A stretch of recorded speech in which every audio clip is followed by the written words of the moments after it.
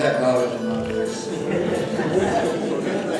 I got a few people tell me, keep it short. Yes. So I condensed it from a 15-page to a 5-page. With protocol having been established,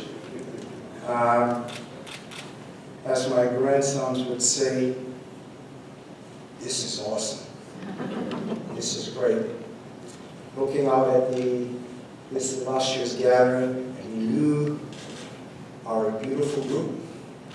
And some of those tuxedos on you guys, I didn't recognize you. But it's an absolute thrill to stand before you this evening and accept this honor and be inducted into Bermuda Sports Hall of Fame. My journey as a coach has spanned a period slightly more than 1/4 of a century. I have enjoyed the support of various persons, and it would be highly remiss of me if I didn't give mention to some of those persons. I heard Colin say this evening, he wrote it down, probably no merits in playing cup match. I'm with him on the track, and I feel very comfortable.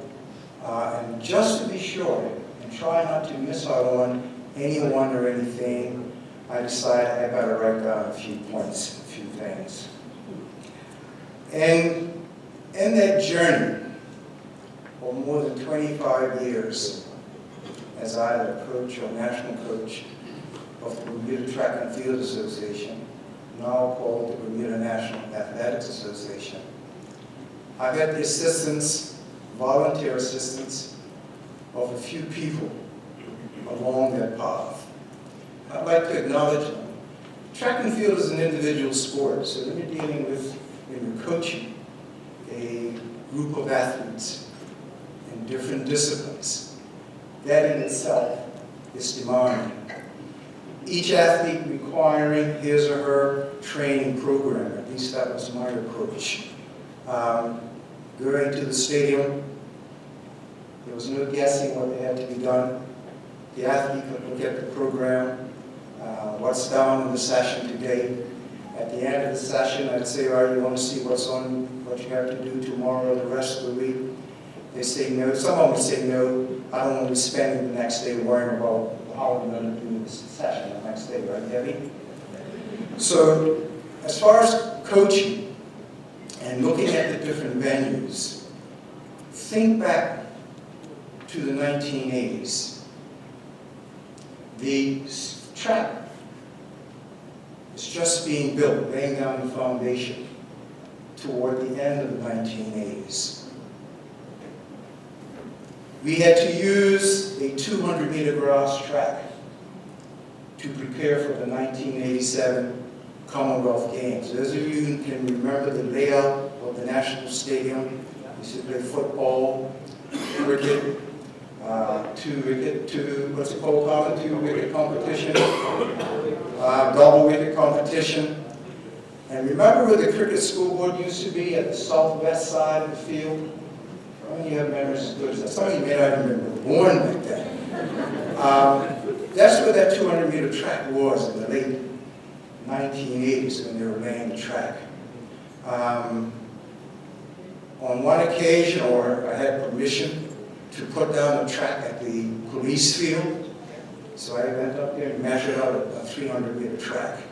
And in the late 1980s, I had the assistance of a gentleman by the name of Mr.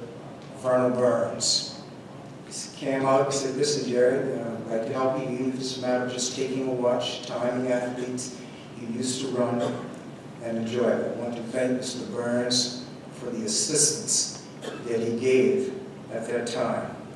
Following the assistance of Mr. Burns, and sometime later, I had the assistance of two other people, Mr. Roger Deal and Ms. Sonia Showers. Yes, that's the same Roger Deal who's an international umpire.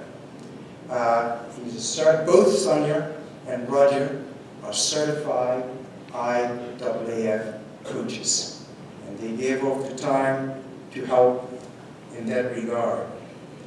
In more recent years, I've had the assistance of a young man, a younger man. I'm a young guy. This guy is younger than me. Sir, Mr. Wayne Bean. In fact, he's one of my guests this evening. He's sitting at the table to my left over there. And I want to really thank Wayne. He's been a great assistance. He has the trust of the athletes. I also coached his two daughters, Alexis and Taylor Ashley Bean. I'm going to mention them a little later in a few minutes. So I want to thank them. Mr. President, ladies and gentlemen, I didn't think I could get on today.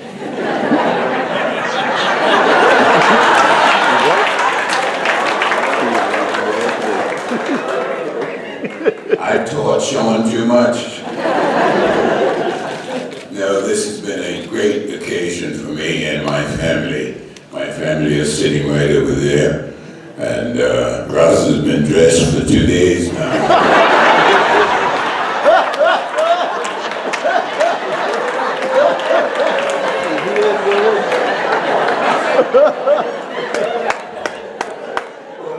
Well, the rest of the show has been la-di-da.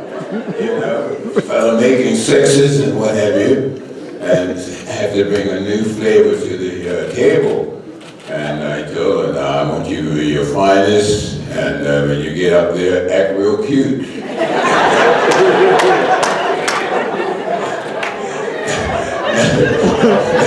This has been a very informative vacation, and I've enjoyed every bit of it, and I've been educated.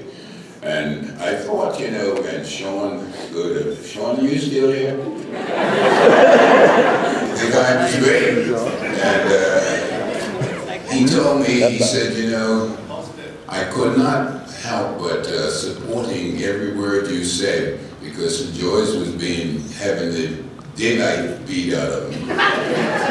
He felt that everything I said about the game that day was accurate. And he said, cricket is the greatest character-building sport there is. He said, there's no other sport like cricket. And he doesn't listen to Sean talking, not Sean talking, what's that other fellow name?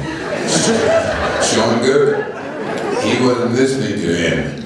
But be that what it may, I left this good gentleman who was making these inquiries about the game of cricket, and everyone was talking about cricket, and they were talking about the voice of summer and all the other summers and winters and what have you.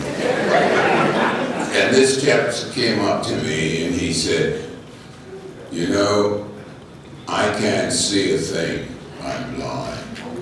You know, unfortunate really, you know, because when we're at these games or having a good time, we don't think that all's not well in other directions and places from whence they came. But be that what it may, I met this good gentleman at the corner of Burnaby and Queen Street. And I said to him, are you going to the game to not Queen Street, Queen Street? That's what happened when you were Dumplings man next year.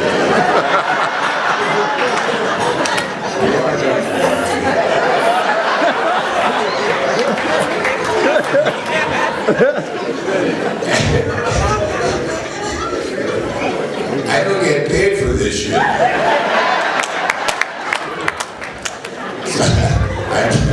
I met this fella, and the poor man was walking along, and I stopped and I said, may I help you, please? The man had on dark glasses, and he had a white cane, and he was blind. And I felt very sorry for him, because my mother was blind, my grandmother was blind, and I said, my God, I don't want to see this type of thing happen, go too far. Be that what it may. The gentleman said to me, you know, you're the voice of summer. I said, yes. He said, we never miss a trick when you're on. I said, well, where are you from? He says, I'm from Beacon House for the Blind.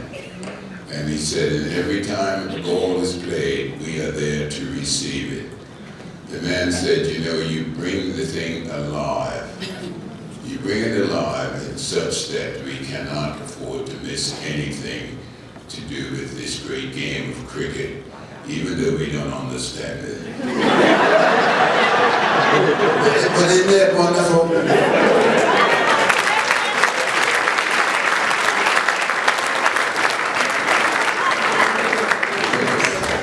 That's my daughter going there.